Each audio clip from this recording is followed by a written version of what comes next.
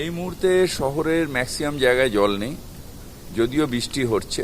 এখনও অনেক জায়গায় হেভি রেনফল হচ্ছে। প্রায় আমাদের বালিগঞ্জের পাম্পিং স্টেশনে আমাদের প্রায় 264 মিলিমিটার জল হয়েছে, জল হয়েছে।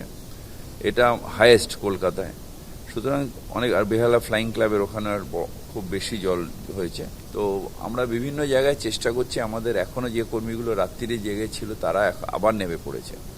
সুতরাং কাজ করছি। কিছু কিছু জায়গায় দেখুন মানুষের জন্য এটা হচ্ছে, প্লাস্টিকগুলোকে ফেলে দিচ্ছে। যেরকম ধরুন ক্যামাক স্ট্রিটে জল জমছে কেন, তার নিচে কোনো সমস্যা নেই।